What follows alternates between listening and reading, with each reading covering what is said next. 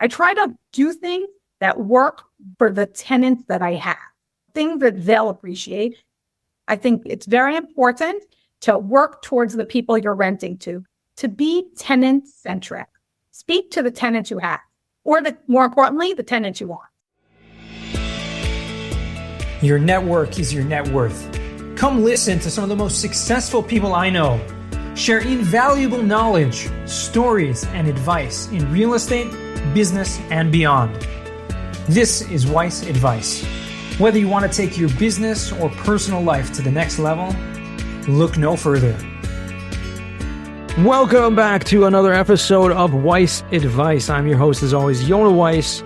Excited to be here today with another great guest. We have Rena Myers, as I say it, not Myers, but she's an incredible multifamily expert, has been in the space for a lot of years, and I'd love to kind of delve in today, not just to your backstory, but also what you're doing currently.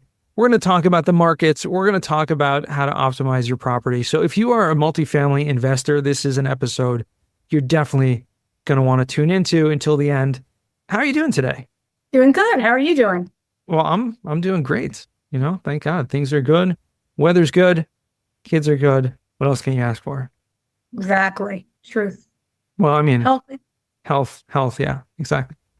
I had an 80-year-old, 80 plus octogenarian for sure, that I used to spend a lot of time with. And he used to say, health is the most important thing. And he was, in his 80s, and he was extremely healthy, very active. And I was impressed by him. But he said, health, if you don't have health, you don't have anything. And I was kind of blown away by that. But it makes so much sense, because you can't really be happy if you're not healthy. Right. If you're uncomfortable, if you don't feel well, it just doesn't work. The older I get, the more I appreciate health. There's an old, I don't know where it comes from. I heard this old proverb or something. It's not from Proverbs, obviously from the Jewish book, but it's something that a man or a person has, thousands of desires, but a sick person has only one, exactly. And so, it's a kind of powerful, impactful thing. But enough about the health and the wealth and the weather. I'd love to hear about you. Tell us, for our listeners who may not be familiar with you, a little bit about your backstory and how you got involved in the multifamily space. So about 15 years ago, I was approached by somebody who had a property management business. He was doing a combined, mostly owner-operated and a few third-party, and he was growing very quickly. I started with him. He had just bought his third building, and he was jumping from 300 to 600. He was doubling in size. While I worked for him for 9 years, during that time, he made it all the way up to, I think, when I left, it was 3,700 apartments. So he grew a tremendous amount, and I learned a lot while I was with him. One of his head of operations approached me and said, I have an opportunity to go out. Somebody approached him to take over third-party property management on an apartment complex in Maryland. And he wanted to know if I wanted to come with him, and start doing more of our own thing. So we took over a building that was what's the epitome in mixed use. It was in a college community, so you're college students. It was also in a community with a very good public school system, so you had families. They also had a special program through the government that they were trying out, where they were giving people vouchers for their children to go to these good public schools, but the children had to maintain a certain grade. But it was something they were trying. It was an excellent program. Unfortunately, they ended up getting rid of it, but it was really one of the smarter programs I have ever seen. And you also had, because they had the first floor apartments were handicap accessible. So you also had seniors. So you literally had the gamut, young families, college students, seniors, all living in this one property together. Right. And it's not something you see very frequently. Usually people live in certain neighborhoods. Seniors live in senior neighborhoods, so it also was made for a very interesting dynamic amongst the tenants, because we had seniors in age as well as seniors in college. So partying and, not liking loud noises. It was 275 apartments, and it just made for a very interesting experience. When we took over, the property was losing money. It had had a different third-party management that was really not running it properly. What their expenses were through the roof. We took over, we lowered expenses, we did renovations. And by the time we got out, after being there for 3 years, it sold for a huge profit and it was really doing much better. During that time, other people approached us to start doing third party for them. Mm-hmm. So we had 2 other third party. And when we sold, the deal that we had made with the owners is if they sell before 5 years and they make more than a certain amount of profit, then we would get a percentage. And we decided to take that percentage and invest it in a building. So now we were owner operating as well. We invested in a property in, I don't know if you're familiar, Inkster, Michigan. So now we had, you wouldn't trust me. There's no reason why you'd ever have been in Inkster, Michigan. But we invested in this property in Inkster, Michigan. It was an interesting property as well. It was all the same demographic, except the owners were an older couple who had bought it, had paid off the mortgage, and now were just, taking the money they were making. Retirement, yeah. Right. And they were ready to retire. They didn't want to deal with it, but they had been running it the ultimate old school. Paper leases, expired leases. People were paying $400 a month in rent. We took it over. They hadn't done renovations in 40 years. The place was old. We remodeled the office. We put in a gym. We started remodeling the apartments. It's always going to be Inkster, Michigan. So you're always going to be that demographic. Where is that, by the way? Just a little context. Inkster, Michigan. It's about 20 minutes outside of Detroit. Okay. So it's a suburb of Detroit, basically. Yeah. But it's more inner city. Definitely blue collar, 40% housing. So certain clientele, but good people. Everyone needs a place to live and everyone wants to live someplace nice. Right. So we redid the park, we redid the landscaping. We just did a ton of work and we took $600 rents and we're getting $1,000 for the same apartment. So we were able to really turn it around. During this time, we added another apartment complex to our third party and people approached us and said, we have money, we want to invest. So we were looking and we found 2 apartment complexes in Baton Rouge, Louisiana. Wow. All over the place. From Maryland to Michigan to Louisiana. Yeah. So about every 3 weeks I'm in Michigan and and the other week I'm in Louisiana. So I'm, traveling. Back then I was every other week going back and forth. Now it's, they're both much more stabilized and it's a much less frequent commute, but still every 3 weeks, either in every third week, I alternate between. So once a month I'm in Michigan, once a month I'm in Louisiana. Right. So it keeps it interesting. For sure. I mean, it sounds like for the past 15 years, you've been deeply involved in the property management side of multifamily investing, which, I had another guest recently. We were talking about this. It's overlooked a lot of times, especially when we're dealing with bigger kind of property management companies. But it sounds like your company, you're doing the in-house management as well as the third-party management, but it's a small enough firm, you're not dealing with like tens of thousands of units, that you can really pay a lot of attention, have good regional managers, et cetera. Correct. Well, we actually just merged in January with another company. They approached us about taking over their property management and eventually bringing our stuff under their umbrella. So now altogether we have 4,000 apartments that we're managing. That's awesome. I mean, that's like a pretty good spot to be in terms of property management. You still have plenty of room to grow and definitely able to manage things well with that size as well. Now, I want to delve into, you talked a lot about property management and how to, you mentioned about optimizing the rents in this one property and what did you say? Inkster, Michigan. Okay. I'm going to try to remember that for next time. You talked about the 4 pillars of multifamily profitability. Now, this is something that, I've never heard before. I put this way, but this makes so much sense. And I'd just love to kind of break it down one by one very briefly for anyone out there who wants to figure out and break the code to multifamily property management. And so you talk about the 4 pillars are, and we're just going to say them first, and we're going to delve into them one by one. One is optimizing rent, okay, which you spoke about briefly. Number 2, increasing occupancy. Okay, obviously not more than you can handle, and not more than 100%, but increase. Number 3 is reducing delinquency. And that's probably a huge one. Number 4, controlling operational expenses, right? So yeah, I mean, these are obviously the 4 pillars. I'm sure there's more out there, but tell me, how you came up with these, and, let's break them down one by one a little bit. I mean, really, it's just basics of property management. If you have an empty apartment building, you can't pay your mortgage. And if you have a full apartment building, but no one's paying rent, you still can't pay your mortgage. So having 100% occupancy with 100% delinquency doesn't work, but it's very unlikely you're going to have 100% occupancy with 0 delinquency. So getting every property to at least have, I like to focus on your economic occupancy. So your economic occupancy is really where you're not just looking at your occupancy, but you're looking at what percent of your occupied tenants units are paying. So you have 100 apartments, 50 filled, 25 paying, you're only making 25%. So if they all work hand in hand, you can't really have one without the other. Because if you just have 100% again occupied, but no one's paying, you're at the same place at 0 occupancy. So, a lot of times I'll see people like doing lease ups and taking in anybody. I've seen this in the industry where people will just be like, I'm leasing up. I don't care. I need to get 100% occupied, but you're taking in people you're going to end up evicting. Makes no sense.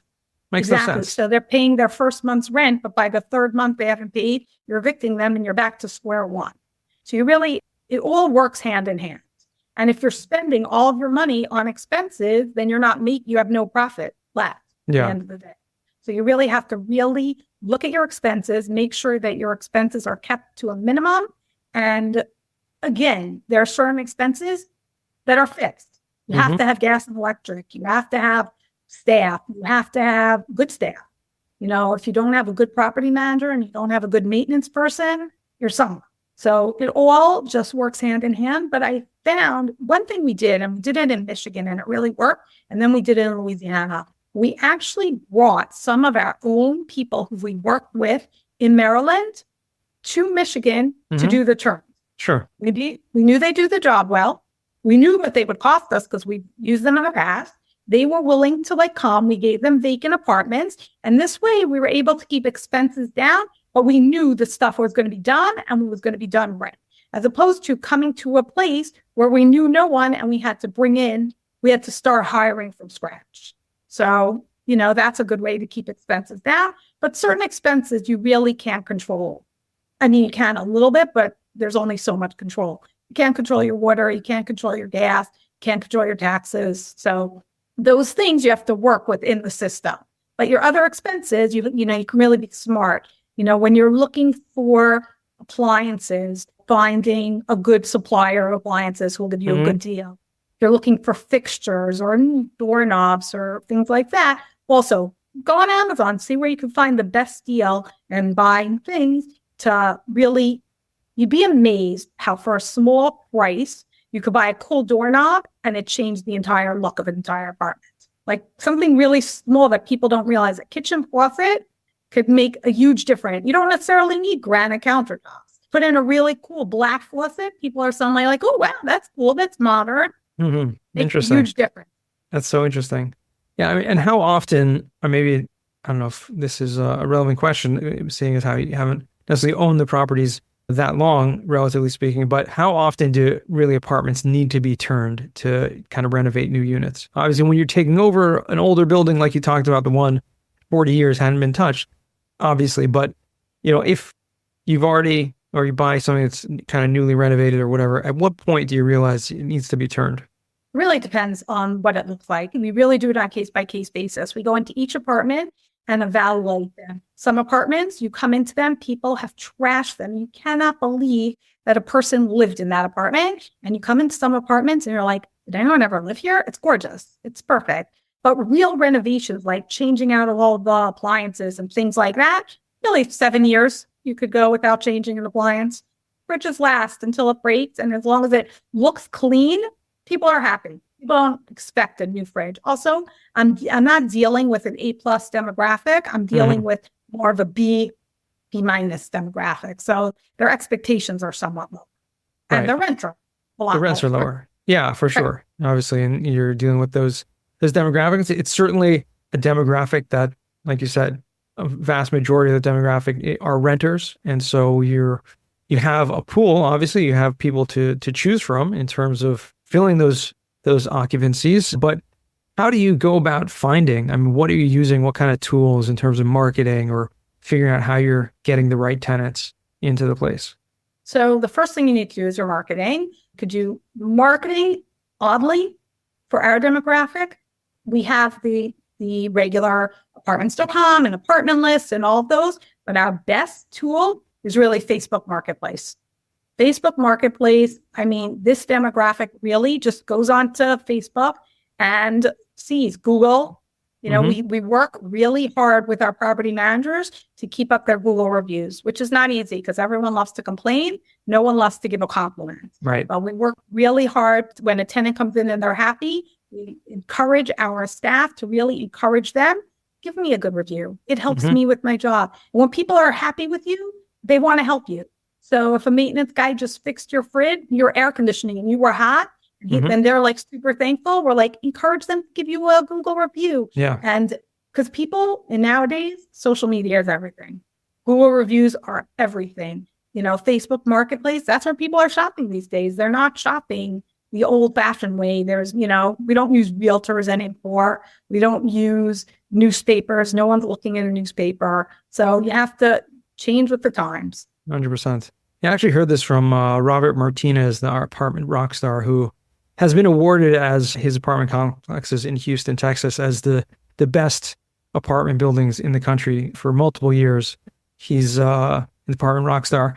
Anyways, he talked about the importance of the Google review and how his apartments are just, you know, people love them. And why? Because they're making sure that, first of all, everyone's happy as much as possible. But when they do so, they're spreading the word and they incentivize people. I don't think, you know, legally you can, you know, pay people to give you a review, but, you know, they're incentivizing people. Like they'll give a raffle or something like that to anyone who leaves a positive review in a situation, obviously, that warranted it, not just, you know, paying for wrong reviews. Yeah.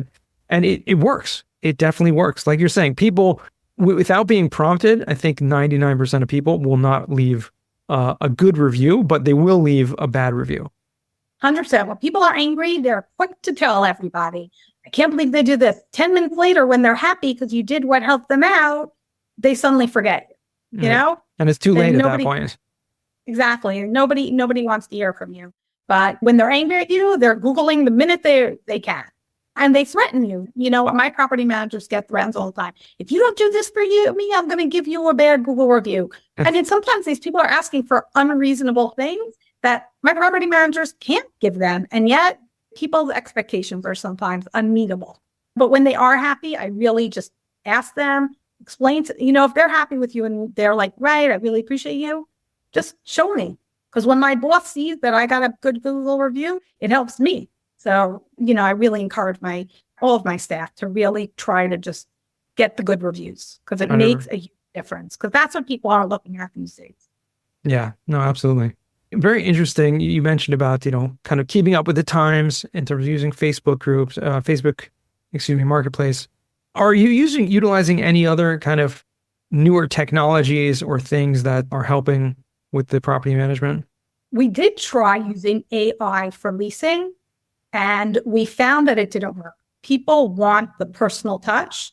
They want to talk to a person. So we stopped using it for leasing because we really felt like people appreciated that when they called, they spoke to a person who was in the office who could then, you know, help them. So we personally didn't feel like that the AI worked. We did try it. So we just felt like it didn't work for leasing specifically. Interesting. I mean, what aspect of it did you try? Because obviously there's so many different things can't be done. Right. We felt, especially for our demographic, because again, I thought the interesting thing is, I feel like the higher end apartments probably do better with the AI for leasing than the lower end. A lot of the people we work with are not tech savvy. Even though they know how to Google, they just feel uncomfortable when they're not talking to a person that's actually the person that's going to help them. That's what we felt in our demographic. But I do know that definitely in the higher end demographic, it works better because the people are much more tech savvy and they're much more used to working with this kind of systems. We found like our tenants like speaking to a person to complain or to be happy or just to tell us they're going to be paying their rent on the 7th or something. They just prefer an actual person. That was just our experience. But again, I feel like every demographic is different. And if I was working in a different demographic, my thoughts probably would be different. We do use AI in other parts of we use AI for collections. Oh, interesting. How so? Being annoying. Really? To annoy the tenants. You didn't pay. It's the 7th and you didn't pay. So, it's one thing having your property managers doing that, and we do, but to have the AI, they're able to do it much more frequently. Our property managers are human. They can't call 160, well, it's not 160, but even 50 people every day, but an AI can. So I have found that the more annoying you are to people, the more likely they'll pay just to shut you up. Like, if you're not bothering them, they're like, oh, she's not bothering me. Maybe she doesn't realize I didn't pay back then. No, we realize we're just busy. So this way, we don't have to worry about being busy. We have the AI do it. And I have found that it works. That's great. And in the demographic that you work with, what is the most common way that people actually pay their rent? Like what? Money orders. Money orders, really? I mean, we're trying really to encourage people to pay online, but most of our demographic pay with money orders. They go to the 7-Eleven, which is down the block, and they get a money order. Not all of them have bank accounts. A lot of them just have cash cards. So it's harder to pay online. We do have other ways where they can scan something, but it's really just a money order in a different way, where they go to the 7-Eleven and they scan this little QR code and pay it through that. But it's really a money order just in a QR code. Yeah, I mean, it's a little more digital, but that's fascinating. It really does go to show you, because I know a lot of people actually have a friend who has started a digital collection company where, not a collection, just rent paying company, essentially where you're able to pay rent, just automatically pay rent, set up these programs. But you're right, you do need a bank account in order to do that. So it may be working with a different demographic. That's fascinating to hear, because I would have never thought.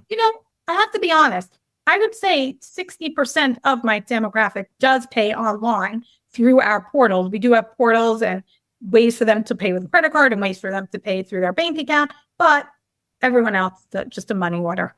No one brings me a check. I haven't seen a check once in a while. I have one apartment complex that has a lot of seniors, and there's the only apartment complex where we see checks still. And they refuse to pay online. They're convinced that if they put their bank information online, all their money will end up in Nigeria. So, well, they're not entirely, wrong for having that suspicion, because it happened. We respect it. But yeah. Understood. Although we do prefer if they pay digitally. That's obviously the best for us, because less we have to deal with. Seamless. Yeah, just automatic, seamless. Right. Just get it done. I mean, I'm curious, what kind of changes would you like to see in the apartment industry in general? Because, obviously you've been involved in the space for 15 years and you've seen changes, maybe not enough, but I'd love to hear what things are on your mind. I'd love to see interest rates go down. That's my number one thing I would love to see. I would love to see interest rates go down. That would be my number one thing I'd love to see. Because right now, people are really suffering. People took out mortgages on adjustable rates when the things were great in 2021 because of COVID. And now that 2% interest rate is a 8% interest rate. That's a big shock to your bottom line. Mm-hmm. So that would be the one thing I really think could be a world of difference. People, it's hard to buy now because it's hard to buy when interest rates are so high because deals just don't make sense. And it's also on the flip side, it's hard to sell. And it's hard to refinance. All these things, which are really important to the way we do our modeling, just don't work right now because of interest rates. So we can make interest rates go down. I would be thrilled. Okay, I hear that. That's definitely a valid point. Certainly, the market is definitely not the same as it was a couple of years ago. And not at all. A lot of people suffering because of that, certainly. But anything in terms of the actual way that properties are handled or different types of amenities or things like that you're seeing as things that are more. What we try to do is really gear our amenities to the properties specifically. So let's say I have a property in a predominantly South American neighborhood, a lot of Spanish-speaking people, and they have a lot of children. So maybe we'll put in a soccer field a small soccer field, not a full size, but a small soccer field, because they'll appreciate that because they have small kids. If I have a property with a lot of young adults, I would probably put in a gym. I try to do things that work for the tenants that I have, things that they'll appreciate, as opposed to not every apartment complex, demographic appreciates a gym. So really to work towards what your tenants would appreciate, like the amenity that work for your tenants. If I have a lot of young families, having in-unit washer and dryers is huge. If you're a young family, you want an in-unit washer dryer. If you're a college student, you might not care about going down the hall and you might rather have something else, a clubhouse where you could, you and your friends could have a parties and things like that. We try to do tenant events, and even our tenant events, we try to gear to the demographic. The more family properties, we do a Mother's Day barbecue for the tenants. The more student-based properties, we might do a end of year drinks night. Things that really speak to your tenants. I think it's very important to work towards the people you're renting to be tenant-centric.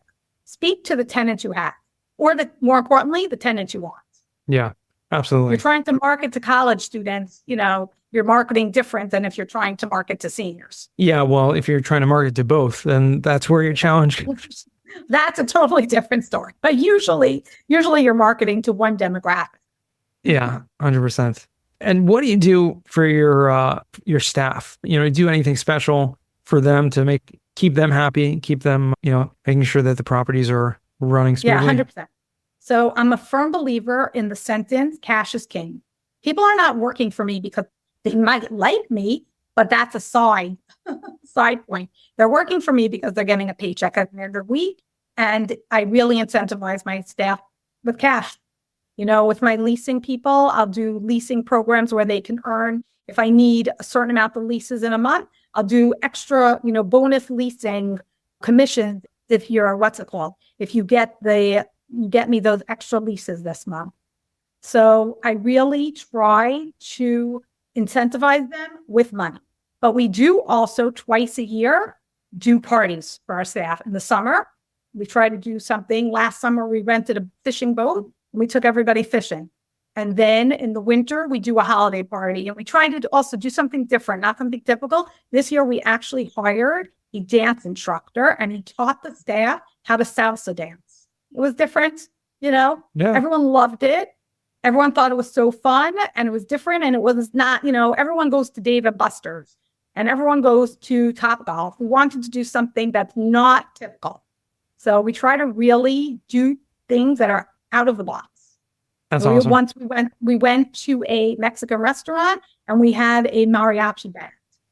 Keep it different. And this way, I find that all of my different property managers really can learn from each other because they each have a different way that they run their properties. Bottom line is I have my expectations of everybody, but they each have a different way of how they do things.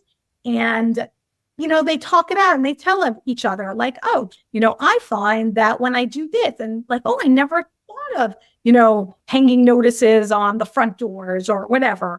And, it gives each other ideas. And when we have these parties and they're all together in a really relaxed way, they talk about these things because that's what they all have in common, property management.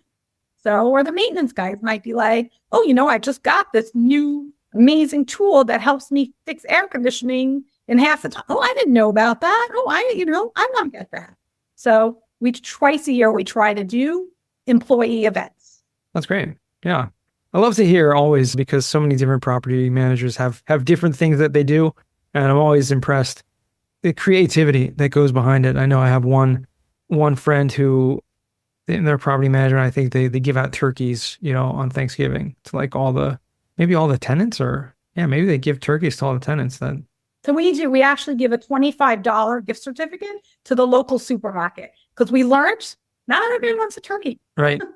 So $25, you want a turkey, get a turkey. If you just want to buy $25 worth of lettuce, enjoy. Yeah. Just do with it, So we do that.